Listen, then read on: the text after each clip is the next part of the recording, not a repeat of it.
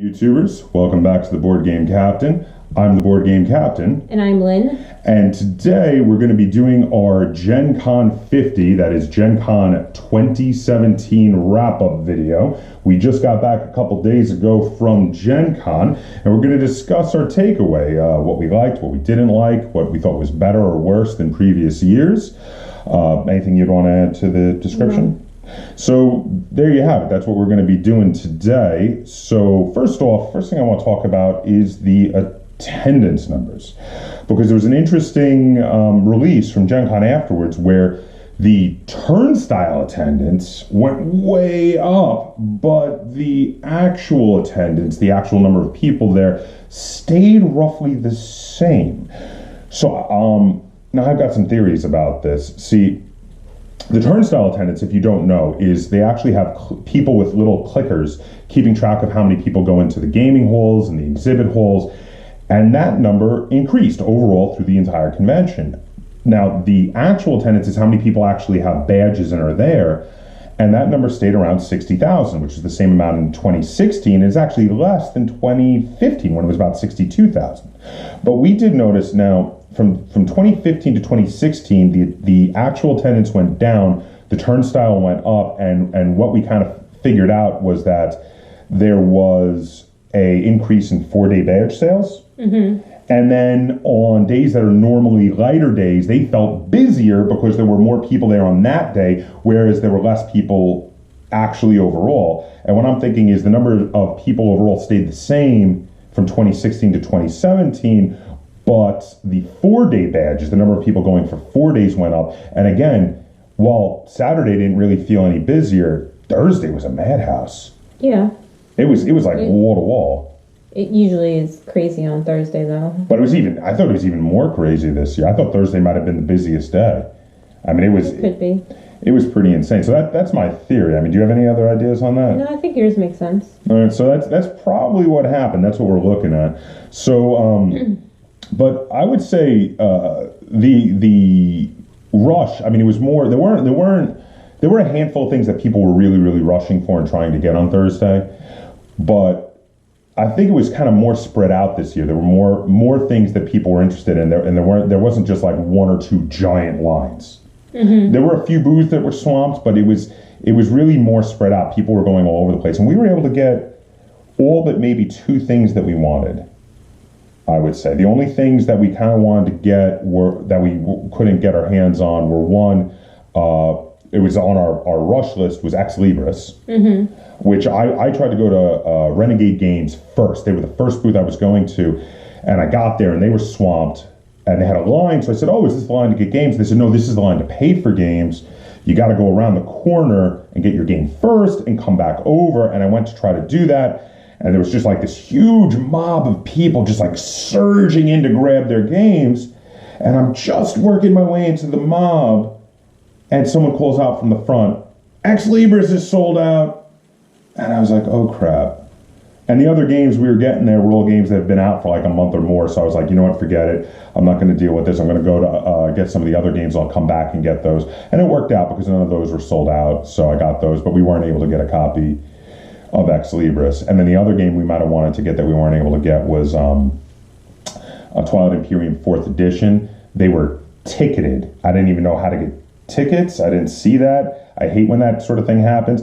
I do have a copy of Twilight Imperium 4th edition pre-ordered through my friendly local game store, which is Fair Game in Downers Grove. And they're so I'm going to get a copy there. I'm going to do an unboxing and a review of it once we get it. I'm very excited to check it out and play it, but I was hoping to maybe get a copy at the convention, and that just wasn't to be. So what was your takeaway from the rush this year? I didn't think it seemed that busy. I mean, it was normal busy to me, and I didn't wait on any really long lines. My longest line was at Brotherwise, and they did a good job of keeping it contained, and they were taking away demo tables to sneak the line through the booth to get more people online, and yeah, I mean, I probably wasn't even online for longer than a half an hour there. And you got the game you were there for, which was Unearthed. Mm-hmm. So, which I'm very excited to try. That was the big release, and they brought enough copies of that to go around. Yes. So that was very good. Overall, like I said, on day one, we got a lot of games, and There was a distinct lack of problems this year with the exhibitors. In previous years, there have been problems with exhibitors where their credit card service goes down, and they're like, "Oh, we can't take credit card; we can only take cash."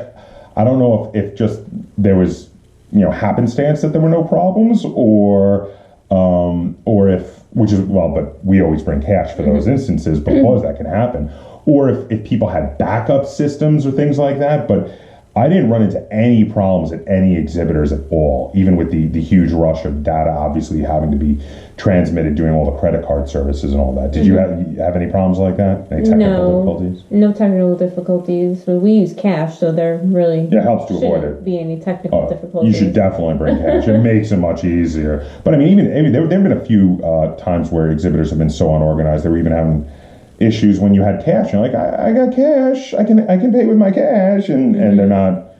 Even when this card services are down, it's like good exhibitors with the card services are down. They'll come around and be like, all right, who's got cash? But I've even had problems like that in the past. Or like 2 years ago or so when we got from Plaid Hat, we got, what was the name of that? I'm like blanking on. 2 years ago I think 2 years ago would have been Dead of Winter. Yes, Dead of Winter. They had a cash line and a credit line. That was very smart. And the cash line went so much faster than the credit line. Well, of course, because cash is so much easier to deal with. You just give them the cash. So I didn't. There was none of my booths did that, but I thought that was smart of Plaid Hat to do. Yes, and it is very good to do a cash and a credit line when you have big releases. And Dead of Winter was a big release. They knew there was going to be a huge amount. That of course that was 2015. So let's see. Another thing is now it's only happened once in all the years we've been going. But there was one occasion, I want to say it was last year, where you did have an employee at a particular company's booth that shall remain nameless. Portal Games, who was very, very rude to you when you went there to get a game. And now, granted, it's never happened before, and now it's 1 year later, and it didn't happen since. But I just wanted to call attention that everybody was very professional, everybody was very cool, and that definitely was an aberration. Because everyone has been, generally speaking, all the exhibitors at Gen Con are very happy to see you. They're happy you're there, and they're usually very professional to you. And I didn't have any trouble like that at all this year either, which I was very glad. Because when that happened last year, you were really upset about that. Yeah, I was pissed, and he knew I was pissed. I mean, he was rude to me. I was rude right back. So well, he deserved it. So, but what I was pointing out is there was no problems like that. Everybody was super upbeat and happy and cool this year. I didn't really have any problems. Asmodee was cutting their line short, and I was a little bit peeved about that. But they had to. They were out of space. I mean, what could they do? Well, I mean, Asmodee had She could have been nicer saying it, though. Oh, was she a little abrasive? A little. I think she might have just been like, it might have been like literally the 500th time she've told someone. Yeah. So, I mean, I wasn't rude to her, but I was like, she could have been nicer. Could have been nicer about it. But again, I've worked retail, and I mean, it could have been like, literally, she's been telling people that for an hour, and she was just done. That is possible. I've reached that point myself. That is possible. I went back to Asmodee later to get some games there, and everybody was very nice when I was there. In fact, I was talking with one of the people who, because Asmodee does this thing to make sure that the inside of their booth does not get swamped. They have a wall around it, and then they have a person who lets in a few people at a time as people come out, so that you can actually have elbow room in there and look at the games and not be like completely swamped and not be able to get anything, which is actually kind of smart. I think it's a pretty cool thing that they do like that. And everybody was cool. Like I said, I was talking with people, and they were very nice. So Thursday, mostly what we did was exhibit hall. We did a lot in the exhibit hall. We did a lot less events this year than we normally do. Maybe we should talk a little about that. So the last 2 years, we had gone up and done more events. And starting in 2015, we were doing an average of 3 to 4 events a day. And that was fine in 2015, but in 2016, we did an average of 3 to 4 events a day, but they were on average longer events. We were doing a lot of 4-hour events and still doing 3 to 4 events a day. And by the end of 2016's Gen Con, we were dead on our feet. You were not a happy camper come Sunday. No. So you came to me before this convention. We were doing the planning for events, and you said, I want to do less events. You said, I want to do less events, and you also said, I want to spend more time in the exhibit hall because shopping and looking at the stuff and demoing stuff is my favorite part of the con. Mm-hmm. So we did. And we did only one event on Thursday. We did no events on Sunday. We usually do at least one on Sunday. We did none on Sunday. And we did less on Friday and Saturday too. We didn't do any more than 3 events on each of those days, and they were more shorter events. So how did you feel about that with more free flow time, with more time to just kind of look and shop and talk and demo? Well, the reason why I wanted to do less is because last year we did the Mayfair Ribbon Program, and we didn't have time to go pick up our prize for completing it and buy something with our half-off coupon until Sunday morning, and there was literally nothing left that we wanted. Why don't you explain, in case they don't know, what the Mayfair Ribbon Program is, because it's really cool. Mayfair has this thing that they do every year where you demo a bunch of their games, and for each specific type of game, you get a ribbon. It's usually... In the previous years, it's been the Kaptain resources, but now it's for one of their other games. It's for Agricola now. Okay, so it's like resources. Sheep, and I've never played Agricola. So I forgot what the new resources are. Sheep is definitely one of them, though. What? There's boar. There's sheep, boar. Oh right, there's a bunch of animals. Yeah, it used to be Kaptain, so it was like clay and ore and sheep and wood. Well, anyway, so there's 5 different ribbons. You demo 5 different genres of games, and you get the specific ribbon for that genre of game. And once you have all 5 ribbons, you go to the Mayfair booth, and you can choose a prize on a little platform that they have, mm-hmm. and they also give you a coupon for half off anything in their store. Which I mean, it's kind of like a metagame. It's like a con game to play while you're playing games. You're playing games to play the ribbon game to collect the 5 ribbons, which is really neat. And last year, one of the prizes was a leather-bound copy of Kaptain, the Kaptain novel, The Settlers of Kaptain. Did you really need that? Well, I have a paperback copy of it that I got a previous year as a prize, and I had read it in between, and I really liked it. It's a great novel. I would recommend it if you like historical fiction. And spoiler alert, the Settlers of Kaptain are Vikings. I didn't really get that from the game. Yeah, they don't seem very violent or aggressive. In the book, they're Vikings, and I was like, okay. Anyway, so... And I knew it was the last time I was going to be able to get that because Mayfair didn't have the rights to Kaptain after last year. And then so I was really upset when I got there Sunday morning. There was none of them left. And then but this year, the game I wanted with my half-off coupon was sold out. I was just like, no. I was like, we need to... But that was 2016. Yes. Now 2017... So this year, I was like, we are doing the ribbon. We are getting it as early as possible because I want my dang whatever prizes. I pick. Yes, well, dang prize. So all right, we did a whole bunch of exhibit hall shopping and hanging out and talking and looking at stuff all Thursday. Then we went back to the hotel and jumped in the pool for like half an hour, which let me tell you, I think we walked more than 11 miles. That's how much walking around in the exhibit hall we did on day one, and a dip in the pool felt so good. My legs were so sore, and it was very nice to take that dip in the pool. But then we got dried off, and we came back because we were staying within walking distance, and we came back and we went to the Mayfair get-together that night. Mm-hmm. And at the Mayfair get-together, we played a bunch of games and finished our ribbons. Mm-hmm. The best game, we played a full game of Jupiter Rescue, which is not actually even a Mayfair game. It's Twilight Creations. I don't know, Mayfair either bought Twilight Creations or they're affiliated with them in some way now. I don't know, but they have some of their games at the Mayfair get-together now, and we got a ribbon for playing Jupiter Rescue, which was really cool. And then you bought Jupiter Rescue on Friday, I think.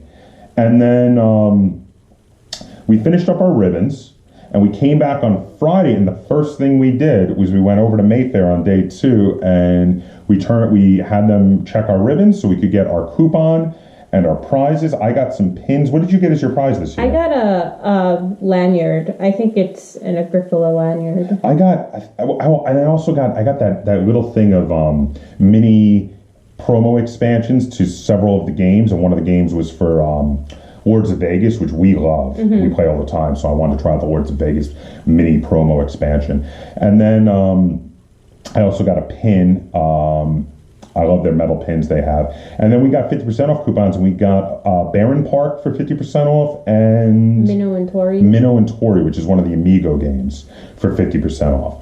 So then on Friday, then we went and we did the tour of the Gaming History Museum that was in the quote-unquote replica of the Horticultural Hall. Yeah. Which, I mean, okay, so It wasn't really a replica. No. It was a doorway. Yeah. So they said there was going to be a replica of the Horticultural Hall, and I was thinking they were going to have a full built Right. like Horticultural Hall in the Lucas Oil Stadium, and I was like, wow, that's going to be awesome. And what they basically did was they had the front door, and then they had a roped off area that showed you the size that the first Gen Con was. And while that was cool and it wasn't bad, I did feel a little bit of a letdown when they said replica of the Horticultural Hall, and I got there and it was like, you guys didn't get beyond the front door. And the door didn't even work. And again, you couldn't go through the door wasn't working. But that being said, the museum was amazing. I mean, they had like a first edition starter box set for Dungeons and Dragons that's worth like $22,000 in a glass case. They had an original piece of artwork that was used on one of the first big books for Dungeons and Dragons. They had first edition of Tales of the Arabian Nights, the game there. They had Alpha, Beta, and Unlimited Power 9 cards in a glass case. They had, I mean, it was insane. It was a museum full of great exhibits having to do with role-playing, board gaming, and card gaming. And then they had people in there were playing classic editions of games that would have been played at the first couple of Gen Cons, including they had a Sands table set up with people playing Chainmail, which if you're not familiar, Chainmail is the 1960s old war strategy game that led to the creation of Dungeons and Dragons. There were a bunch of people playing it with the original rules printed out from online, which was crazy. I thought that was really cool. What did you think about the tour? You were kind of mad on it? Yeah, it was a lot of, books of things that I didn't know what they were. I thought it was pretty amazing. I was impressed, and a lot of other people were impressed too. So let's see. Then after that, we had some downtime. I think we went back to the exhibit hall, and then we had Mercedes Lackey. Yeah. We did the Mercedes Lackey Q&A. Yes. Which we went to because you had read a few of her books and wanted to go. I read her Bard's Tale trilogy based on the Bard's Tale video game. So now, her husband is also apparently a very accomplished artist. I didn't know that. I didn't know who he was. So. But there were a lot of fans of him there too. And, well, I have to say now, here's the thing. I have not read any Mercedes Lackey books. Maybe I will now. Well, I have the Bard's Tale ones. Yeah, and I They're was funny though, and you don't like funny books. And before that, I wasn't familiar with her husband and his artwork either. But both of them were highly entertaining. They were funny and giving great anecdotes.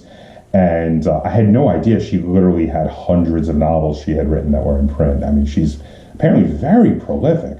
So I may have to check out some of her stuff now.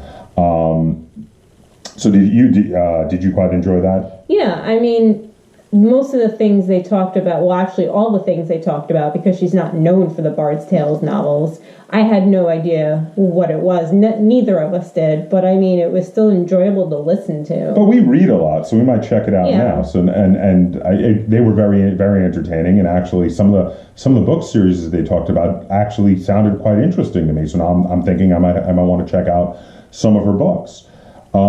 Then what did we do Friday night? Was that AEG? Yes. AEG Big Game Night. Okay, first thing I need to talk about AEG Big Game Night is, oh my God, did AEG redeem themselves for the debacle that was the Big Game Night box in 2016. So now, for those of you who don't know, AEG does a legendary event called the AEG Big Game Night every Gen Con. Now, it's usually legendary because of the legendary loot. Now, you pay for the loot because the game night tickets are how much now? $32. $32 for a game night ticket. But for $32, you usually, and it used to be more actually. It used to be 40 something. And you always, you in the past have always gotten what you felt like was twice that value in new release games that they give you in a box. You open up the box and you're like, oh my God, look at all this stuff. I remember like 2015 and 2014, we got games, like so many games in those boxes, and we were like, holy crap, I wanted this anyway, and I wanted that anyway, and these are amazing. And then 2016, there were 4 tiny little games and some travel boxes, and they weren't bad, but it was a bit underwhelming for the price we had paid. Yeah. And especially because some of the games were good. Like I kind of liked Religion and Regality. I thought it was a really cool abstract tile laying game, but some of the other games, it was like, I don't really even know if I ever want to play this game. And I was like, I'm kind of mediocre on it. But this year, we got, well, first off, they gave us, everyone who went got a copy of Oath of the Brotherhood, which we played at the big game night. And what was your takeaway on Oath of the Brotherhood? I really loved it, and if they didn't give it to me for the price of the ticket, I would have just went and bought it. Yeah, because it was so good. I mean, that Oath of the Brotherhood, and there'll be a review of that coming soon, but we played a demo game of it. It was Aaron, Lynn, and I, plus one other person that we ran into there at the convention, and we played a game of it. Everybody was having a good time. We were really enjoying it. It's worker placement, but they had some interesting mechanics for if you were already, there'd be like, every area would have 2 locations, and if you were already there and someone tried to come in, they had to pay you money, basically. You could beat them up and rob them. And unless you had there were certain items, like a sword and a gun, that altered that, and it was very cool. And then they also gave 3 other games with the big game night box this year. It was Cat Lady, Mad Science Expo, 60 Seconds to 60 Save the Seconds World. to Save the World. Which we've tried Mad Science Expo so far, and now that one has a lot of bluffing in it, and I kind of liked it, but you're not a big fan of bluffing games. But just the fact that we had 4 games, and there were 4 games that we might have thought about buying once they released them. I mean, it was definitely much better than the 2016 box. Big thumbs up to AEG for that. The AEG game night was a blast, and they gave, I mean, if they had just given us Oath of the Brotherhood, I still would have said big thumbs up. But instead, they gave us Oath of the Brotherhood and 3 more games, and I thought, yeah, this is the AEG big game night box that I loved from every year other than 2016. This is how it should be, and it was very good. And so how did you like the big game night? I enjoyed it. We only played 2 games, and I didn't really like the second game. So the second game was Cutthroat Kingdoms. Cutthroat Kingdoms. Yeah, well, it was.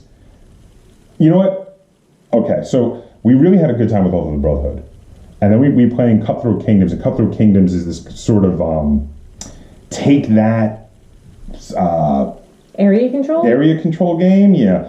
But and you're like, okay, I take that area control game. So you're thinking, all right, 15, 20 minutes, and then the guy says to us, he goes, yeah, games of this can go on for 6 hours. I was like, what? I mean, like, I'll play Twilight Imperium for 8 hours and not care, but like this was like someone telling you, okay, here's this game called Munchkin. And it's take that, and it's silly, and it's fun, and it plays for 6 hours. Can you imagine Munchkin for 6 hours? Well, after like half an hour of that game, I was just like, someone was invading my territory, and I was like, go ahead, take it. I don't care. Yeah, I was like, I just don't want to be playing this anymore. I was okay with it for the first 15 minutes. The problem was that is not a play style that should go on for 6 hours. It definitely felt to me like a game that overstayed its welcome. So we did not buy that. So we will not review that. But take it from us that that's what it is. It is a take that game that goes on for 6 hours, and that's not appealing to either of us, really. I was kind of meh on it, and you were like, hate. So then, let's see. So that was it for Friday. What did we do on Saturday? We didn't go in the exhibit hall at all on Saturday. Saturday we had the Dragon Age game in the morning. Yes, very fun D6 role-playing game. We killed a bunch of bad guys. Killed a demon. That was fun. And then we played with a really good group, too. We had a good group of players playing Dragon Age. Everybody kept it lighthearted and did funny stuff, and a lot of joking around about tossing the dwarf and such. And then, what else did we do on Saturday then? Well, then we went and got lunch from the food trucks, which, by the way, they had more food trucks than normal. And they had multiple areas. And they had multiple locations, and I thought it really helped with the lines. Although the email said there was a third location that we couldn't find. Yeah, we'll have to look next time. So I don't know where that third location supposedly was. But the food trucks were great as always. I had a lot of great food while I was there. Never had to eat the same food twice. And definitely the more locations, the larger number of trucks. I ate the same food twice, but it was because I wanted to. Well, that's different. That's your choice. But they had more locations and more food trucks, which meant, especially if you went to some of the further away locations, less lines. Mm-hmm. So that was pretty good. Then we went and we did the board game Albion's Legacy. Albion's Legacy. Wow. What can I say about Albion's Legacy? So, okay, first off, I want to give a shout out to the very nice lady that taught us Albion's Legacy, because she was awesome. Mm-hmm. She stayed right there with us and made sure we weren't making any mistakes and helped us get going and gave us advice and was really just one of the best game teachers I think we've ever demoed a game with. Mm-hmm. I mean, top notch. And then the game itself, it was fully cooperative, but it didn't fall into one of those games that you sometimes have with fully cooperative games where one person's making the decisions for everybody and everybody else is just going along with it. The characters were so different and unique and individual that everybody had to contribute. Mm-hmm. Because it was, everyone was going their own separate ways. And then if someone was good at fighting a specific type of enemy, the other players were like, oh, I'll just leave those for you, And talk about challenging. Yes. That was a challenging game. It was not a pushover. Although I do think that we would have won if we could continue playing. Yeah, we ran out of time. But we were doing, and she actually said, of all the people she's ever taught the game to, on their first playthrough, we were doing the best. Mm-hmm. So I felt really proud about that. I thought we were doing really well. We had gotten most of the quest coins we needed. Yes. So we were doing quite well. I think we needed like 12. And we had like 10. Yeah, we had 10. There was that other thing we needed to win, which we weren't doing as well on, but we were going to switch gears and start focusing on that because we'd already got most of the quest coins, so we were going to start getting those. But that was a really good game. And then you wound up the next day going and buying it and the other two games in its series because they had to buy 2 get 1 free going on, which was really cool. And then after Albion's Legacy, after we demoed Albion's Legacy, what did we do? We had the sci-fi short film festival. Right. I think we played. Was that the day we played a game of Jiraku also? It might have been. We played a game of Jiraku. And then we went to. They had a short film festival, which was a little hit or miss with the short films. Some of them were not sci-fi. Yeah, they were. Well, yeah, they were like pasted on sci-fi theme. Yeah, there was one where it was like an experimental student film with just lots of different shots of people with little animated graffiti lines on them, and it said it was shots of 600 aliens, and it was just like stock footage, and it wasn't a sci-fi film at all. But then there were others, like there was that one with the company that was being run by the AI. That one was the best one. Yeah, it was really good. I mean, it was a good story, good special effects, and good acting. And there were others where it was like good story and good concept, but the acting wasn't so good, or vice versa. So like some of them you were like, okay, this one's okay because it's good in some areas but not others. But nothing lived up to that very first one with the And there was the main one that I had. There were a couple where it was just like they slapped it in a sci-fi setting, but it was not a sci-fi story, and that was like the romance one. Yeah, it was a romance thing, like romance chick flick, with time travel, which they just slapped time travel on and called it sci-fi. It's like no, that doesn't. With no explanation of why the time travel was happening at all. No, that was silly. But overall, I would say it was different. We've never done any of the film. I almost gave myself an aneurysm eye rolling during that one. But that being said, though, we've never done any of the film events at Gen Con before. We usually very much focus on the gaming events, and I thought that was a good one for late at night on Saturday because it was a nice like wind down event. You just sat down, you relaxed, and you watched some short films. Some were good, some were bad, but overall it was nice and relaxing and a good way to end the night before we went back to the hotel. So I still thought it was good, and I would do that event again if there were different films to watch, of course, for the next year's contest. Then Sunday we didn't do any events either. No, we just went back to the exhibit hall. But we did get to do a lot of talking to people about upcoming games and looking at upcoming Kickstarters, new releases. Specifically, we looked at that Humes game, which is coming up, and also that was it Lucky's Misadventures, which looks really weird. And then on one of the previous days, you were looking at which might be your very first game you might kickstart, because Lynn is normally very anti-Kickstarter. She's always trying to talk me out of kickstarting games, but she saw they're going to be doing a Kickstarter for the Rambo board game. Well, it depends how it plays, okay? But you went and got the Rambo I got a headband. You got the headbands. and you were very excited. Yeah. So overall, I would say I had a blast this year. I mean, we bought, first off, we bought more games than usual. And yet somehow, I think that's because we spent more time walking through the exhibit hall. Yeah, and then we wound up seeing so many games we wanted. And even, I mean, I bought a few more than you, but you bought almost as many as I did. Mm-hmm. I want to say you're only like 5 less than me. And then on top of that, we bought a lot of games, but we got some good deals. Because we spent less money, but we bought more games. Yeah, well, because there were a lot of like buy 2 get 1 frees that we took advantage of, and I bought a game off the Mayfair discount rack. Yeah, the Mayfair discount rack. We both used 50% off coupons on a couple games. There was a pair of games we got where normally one was 15 and one was 20 or 25, and we got them both for 30. So there were a lot of, like, when there were special deals going on, we got a lot of good deals on the games, which was very good. And there's a lot of games I'm super excited for. So what's your total? I would say the demoing was fun, the games were fun, the events were fun. There were a lot of good new games. I saw some people saying that there were less big releases and they were disappointed in that, but I thought there were a lot of games, even though they're not big releases. I don't always go just for the big releases. I mean, I go for games that interest me. And a lot of times games that interest me are indie games from smaller publishers that nobody's ever heard of. Like, I was super excited to check out, as an example, Attack of Kaiju, which I didn't even know Attack of the Kaiju was going to be at the show, and that's from a small publisher, and they didn't even really announce it. When I saw it there, I was like, yes, I must have that.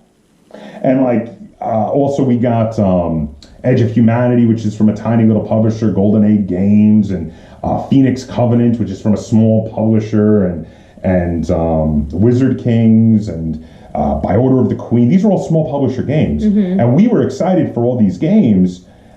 So, I mean, how did you feel about that? There's less games from the big companies that were big releases. Yeah, that might also be why we didn't really get any really long lines, because we weren't going to the big established booths. No, but there were a lot of other really cool little games. And there were some that we never heard of, but then we saw how they played them. Like was that one? Onami. Mm-hmm. So the guy starts showing us how Onami is played, and both you and I were like, ooh. Well, I think it might be just because if you're a smaller, it's so saturated now that the smaller publishers have to be really innovative and think out of the box in order to get their game sold.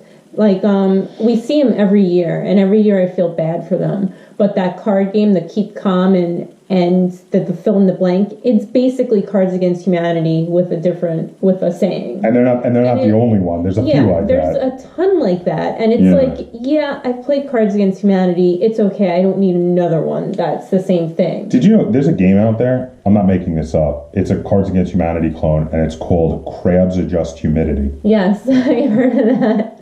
I mean, come on, stop doing that. It's like, yes, Cards Against Humanity played on the lowest common denominator and did really well, but stop ripping them off. It's like that's done with. It's over. Like, you're not gonna have a big giant hit with the same concept again. No. Maybe in a decade or so it'll come back. Yeah. But not right now. No, there needs to be more of the new and we got a lot of really cool, innovative looking games. A lot of games that play like things that we don't have anything like that game, and we played it already. Jiraku, love it or hate it, you have to admit, Jiraku is very different. They took some ideas from other areas and put them together. I mean, adding together an area control game and a trick taking game. I mean, talk about, like, who would have ever thought of that? Mm-hmm. I mean, it's amazing. It's so outside the box, and I love that there are a lot of games out there, I think, that are, you know, especially with how many games have already been out there, the fact that people can still be that innovative and come up with such interesting new combinations of rules is great. It really is, and there's still new ideas coming out. At the very least, still new combinations of old ideas. Mm-hmm. But every once in a while, you play a game where it's like, wow, I've never seen anything like this before. It's amazing. So overall, I'm giving 2 thumbs up to this year's Gen Con. I had a blast and I loved it. What's your full takeaway now from Gen Con? I think it was, so far, it's been my favorite year because it was more relaxing than previous years. Maybe because a combination of we stayed closer and also we did less events. And we also took a couple breaks. Yeah, I don't like to be rushed. I don't like being short on time. It really stresses me out. And we had none of that. We had breaks between every event, and we had like a couple big breaks. Like we had that one where we went back to the hotel and took a dip in the pool for like an hour, and then went back and did another event. And yeah, no, I thought it was. I agree. I thought that was really, really cool. Anything else you wanted to add about this year's Gen Con, other than the fact that you already said it was your favorite Gen Con? We only went there once because someone had too much sugar, but Jack's Donuts is really good donuts. And it wasn't me that had too much sugar. I was having a sugar overall. Well, you have weaned me off the sugar and then took me to a donut shop where it was like, here, have a pound of sugar. I was like, no one told you to get the giant donut with the chocolate chips on top. It was calling to me. But then the thing is, I got a normal sized donut that was jelly filled. Yeah, but you know what? It was just you've taken us very much off the sugar in this house, and now that much sugar in one place was too much sugar for me. I just couldn't deal. But yeah, no, it was great, and I don't know if it was my absolute favorite Gen Con. It's hard for me to choose because I like them all so much. I always have a great time. But it definitely was up there. It was one of my favorites for sure, and it was a blast. So there you have it. That is Lynn and my takeaway, our wrap-up video for Gen Con 2017. That was the 50th Gen Con, which, I mean, it's just amazing to think there have been 50 years of Gen Cons now. And it was great.